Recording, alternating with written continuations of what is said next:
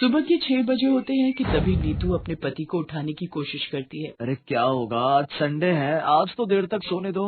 अरे चलो उठ भी जाओ ना, अभी सभी घर वाले सो रहे हैं, उनके उठने से पहले हम जल्दी से कराते हैं। अरे क्या कराते हैं, तुम्हें जो करना है अकेले कराओ, लेकिन मुझे अभी सोने दो। क्यों टाइम वेस्ट कर रहे हो, जल्दी से चलो, नहीं तो सारा दिन लाइन में ही खड़े रह जाओगे। अरे जबरदस्ती है क्या, जब आ ही नहीं रही तो जाकर करूँगा क्या। अब तुम निकलो यहाँ से और मुझे सोने दो। ओहो, अगर इनके चक्कर में रही तो मैं भी पेट पकड़कर ही बैठी रह जाऊंगी। इसके बाद नीतू पेट पकड़ते हुए जल्दी से अपने कमरे से भागकर बाथरूम की ओर जाती है तो देखती है कि उसकी दोनों जेठानियाँ और छोटी देवरानी पहले से ही बाथरूम के बाहर खड़ी होती हैं।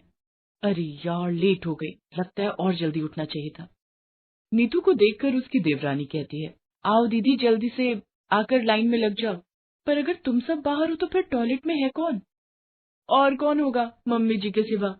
निधि जोर जोर से दरवाजा पीटते हुए कहती है, अरे मम्मी जी, आप कहीं सो तो नहीं गई? जल्दी से बाहर आ जाओ, यहाँ लाइन लगी पड़ी है। निधि ये कही रही होती है कि तभी शीला, उनकी सास, टॉयलेट से बाहर आती है। उसके बाहर आते ही मंझली बहू नीतू पेट पकड़कर पीछे से भागते हुए आती है और लाइन तोड़कर टॉयलेट में घुस जाती है और झट से दरवाजा बंद कर देती है। ये सब देखकर बाकी सब हैरान रह जाती है। तभी सबसे बड़ी बहू राखी जोर जोर से दरवाजा पीटते हुए कहती है, अरे ओ नीतू की बच्ची, जल्दी से बाहर निकल, मेरा नंबर था, तू कहाँ से बीच में घुस गई? निकल निकल ना आप। अरे क्यों दरवाजा पीट रही है, उसको तोड़कर ही मानेगी क्या? और अब वो अंदर गई है तो पेट की गंदगी निकाल कर ही बाहर निकलेगी। और जब मैं अंदर थी तब भी तुम में से कोई दरवाजा पीट रहा था। तुम सब जानती हो ना, बुजुर्ग लोगों को कब्ज की शिकायत रहती है।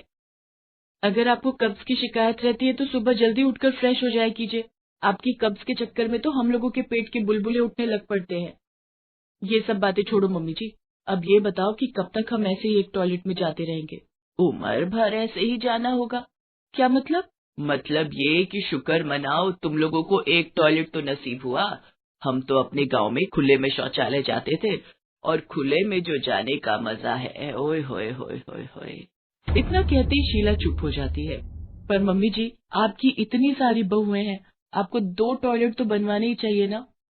आई बड़ी 2 टॉयलेट वाली, ये घर है, कोई तेरे बाप का होटल नहीं जो 2-2 टॉयलेट चाहिए तुम्हें।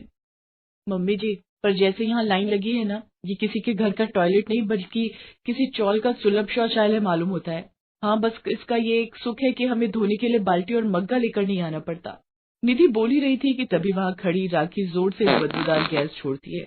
उसकी बदबू से वहाँ खड़े सभी अपनी नाक पर हाथ रख लेते हैं।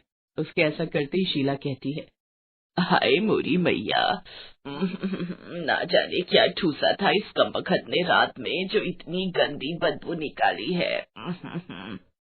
मम्मी जी, जिस घर में 4 बहुओं का एक टॉयलेट होगा वहाँ तो ये सब झेलना ही पड़ेगा। फिर राखी दोबारा से दरवाजा पीटते हुए कहती है, जल्दी से बाहर निकल मेरी माँ, अब तो बर्दाश्त से बाहर है सब कुछ। ये कहकर राखी फिर से दरवाजा पीटने लगती है। शीला देवी की जॉइंट फैमिली थी जिसमें उसकी 4 बहुएं थीं और 4 बेटे थे, और उन सबके लिए केवल एक ही टॉयलेट था। सारा घर एक ही टॉयलेट यूज करता था। वैसे कहने को तो उस घर में 2 टॉयलेट थे, लेकिन दूसरे टॉयलेट की सीट टूट रखी थी और फ्लश पूरी तरह खराब था, जिस वजह से कोई उसे यूज नहीं करता था। बेचारी सारी बहुओं का आधा दिन तो टॉयलेट में अपनी बारी आने के इंतजार में ही गुजर जाता, और ऊपर से अगर गलती से कोई मेहमान घर पर आ जाए तब तो समझो हो गई छुट्टी। ऐसे ही एक दिन दरवाजे की घंटी बजती है। तभी नीतू दरवाजा खोलती है। मैडम, रश्मि जी का पार्सल आया है। रुको, मैं अभी उसे बुलाती हूँ। रश्मि, अरे ओ रश्मि, जल्दी आ, देख तेरा पार्सल आया है। आई दीदी। जी लीजिए। पार्सल देकर कुरियर बॉय वहाँ से जाने लगता है। तभी वो रुककर उन दोनों से कहता है, अगर आप बुरा ना मानो तो क्या मैं आपका टॉयलेट यूज कर सकता हूँ? लेकिन क्यों? क्यों मतलब, ये तो नेचर कॉल है, कभी भी आ सकती है, और इस वक्त मेरे लिए जाना बहुत अर्जेंट है। दीदी, अभी कोई होगा तो नहीं ना टॉयलेट में? मैं क्या जानू रश्मि, लेकिन अब अगर इसे जोर की लगी है तो कर भी क्या सकते हैं। ले जाओ इसे।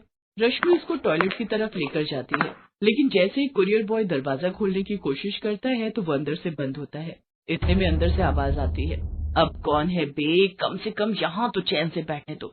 सुबह जाने नहीं देते, दिन में भी परेशान करके रखा है। अब तो जब तक कार्यक्रम पूरा नहीं होता मैं बाहर नहीं आऊंगी। अरे दीदी धीरे बोलो, अगर गलती से किसी ने सुन लिया तो क्या सोचेगा?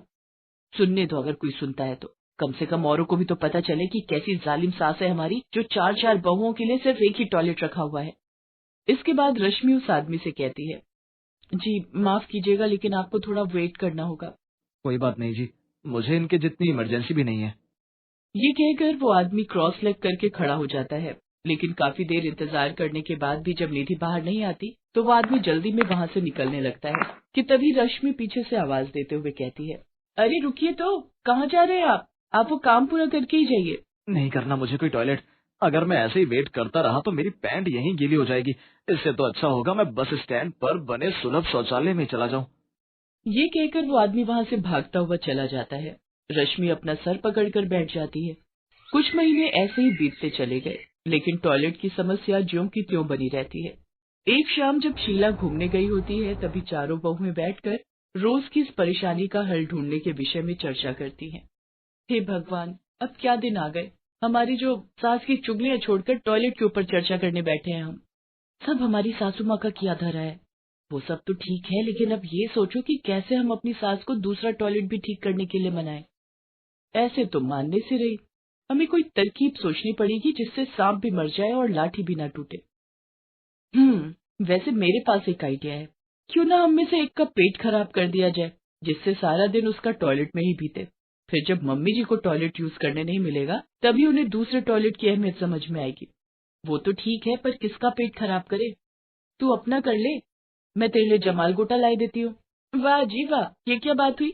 मान न मान मैं तेरा मेहमान। अगर मुझे टॉयलेट में जगह ना मिली तो मेरा तो हो जाएगा ना वही काम तमाम। ऐसा करो, आपका आइडिया है, आप पर ही आजमा कर देखते हैं इसे। ना बाबा ना, ओहो, हम सब क्यों अपना पेट खराब करें? जिसकी वजह से ये परेशानी हो रही है उन्हीं का खराब करते हैं। अभी तो सास होने का फायदा उठाकर वो हमसे पहले टॉयलेट चली जाती हैं। हाँ, ये अच्छा आइडिया है। यही। उसी शाम अपने प्लान के अनुसार वो चारों अपनी सास के खाने में जमाल गोटा मिला देती है। कुछ देर में शीला के पेट में गड़बड़ शुरू हो जाती है और वो भागते हुए टॉयलेट की तरफ जाने लगती है। लेकिन तभी रश्मि झट से टॉयलेट में जाकर अंदर से दरवाजा बंद कर लेती है। शीला दरवाजा पीटते हुए चिल्लाकर कहती है, अरे करमचली, तुझे सुबह से टाइम ना लगा? जो मेरे जाने पर ही घुसना था तुझे, जल्दी निकल बाहर। कुछ देर में रश्मि बाहर आती है। तभी शीला झट से अंदर जाकर फ्रेश होती है और पसीना पोंछते हुए बाहर आती है। लेकिन अभी वो अपने कमरे की ओर जा ही रही होती है कि तभी उसके पेट में फिर से गुड़गुड़ाहट शुरू हो जाती है और वो वापस टॉयलेट जाने लगती है। लेकिन तभी निधि टॉयलेट जा रही होती है कि शीला उसको कहती है, अरे ओ कहाँ चली? मुझे बड़ी जोर की आई है, जरा भी देर हुई तो तुझे ही साफ करना पड़ जाएगा। मुझे भी जोरों की लगी है मम्मी जी, आप थोड़ी देर इंतजार करो, मैं यूं गई और यूं आई। ये कहकर वो टॉयलेट चली जाती है। अरे जल्दी निकल जा, निकल मेरी माँ। कुछ देर में राखी भी वहाँ आ जाती है और वो शीला से पूछती है, क्या हुआ मम्मी जी, आपका पेट खराब है क्या? हाँ, लग तो मुझे भी यही रहा है। पेट में जोरों की गुड़गुड़ाहट हो रही है, लेकिन ये मर्जानी कब से टॉयलेट पर कब्जा करके बैठी हुई है। अब पता चला मम्मी जी, अगर दूसरा टॉयलेट होता तो क्या आपको इतनी परेशानी होती? इसीलिए कहते हैं इतनी बड़ी फैमिली में 2 टॉयलेट होना बहुत जरूरी है। घर में कमरे भले ही कम हो, लेकिन टॉयलेट तो 2-3 होने ही चाहिए। बिल्कुल सही कह रही हो बहू, अगर कभी किसी का मेरी तरह पेट खराब हो गया तो उसका तो खड़े खड़े ही रायता फैल जाएगा। अब मुझे समझ आ गया, अब मैं कल ही दूसरा टॉयलेट ठीक करवाऊंगी। इतना कहकर शीला वहाँ से चली जाती है। तभी चारों बहुएं आपस में ताली देते हुए कहती हैं, अपना मिशन कामयाब हुआ।